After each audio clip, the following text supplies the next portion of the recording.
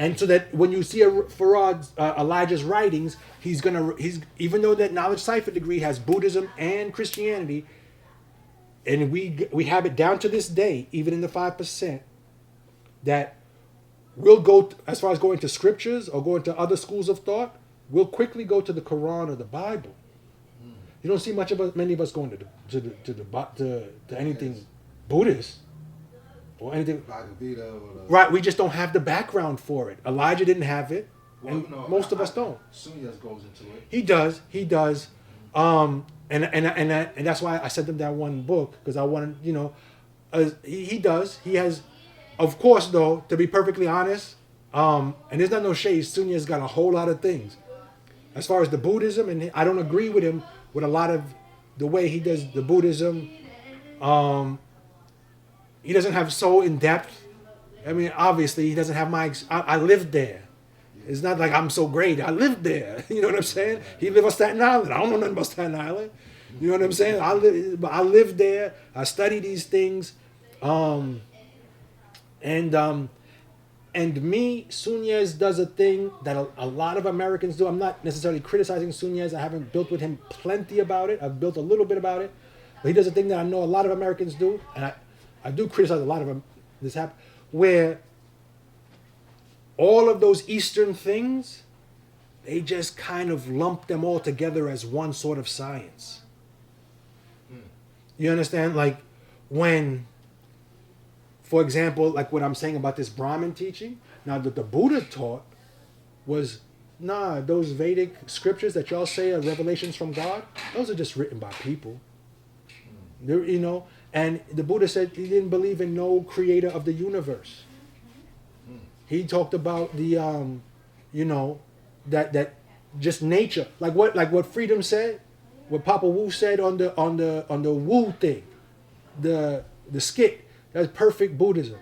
He said, people want to say Adam and Eve, one man, one woman, God, ain't no such thing. Everything you see always has been, always will what? Be. Because whatever you see, it had a thing that gave birth to it. Ain't no chicken or the egg. There's a chicken, and that chicken came from an egg. And that egg was laid by a chicken. That came from an egg. That was laid by a chicken. You understand that? Like, that's straight Buddhism. Whatever you see, it had a condition that gave rise to that condition. Right. Kind of a zigzag, like us, it's similar to us going from knowledge to porn in processes. He has his own teachings like that. And when you break down all his things, and he's putting all of this in the Son of Man, he said, the creation of the world happens here inside your mind, and so on and so forth. When you break down the earliest Buddhist teachings, the earliest is about the ones of India, like right. Not when it got to and not even later India. Later India is already corrupt, already very corrupt. So that actually, because it's within the Indian cultural sphere. So it's going to happen. So when Elijah does a lot of conflating Buddhism with Hinduism, he's actually on another level, right and exact. Because once you get to later days of Buddhism, they bring all that mystery right back in. And the Buddha becomes a god, and this and that. And then there are many Buddhas and many gods, and so on and so forth. That was the one that was said to be exiled.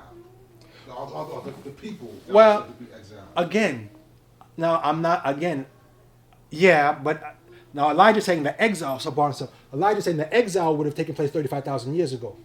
This thing that I'm talking about happened in the AD time. No, he's saying the exile happened 16,000. 16,000 part itself. Yes. But I'm saying these things that I'm talking about, this idolatry that creeping back into Buddhism, that was in the AD times.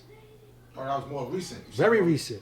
Okay. So again, I can take Elijah's whole story, but not as a historical narrative.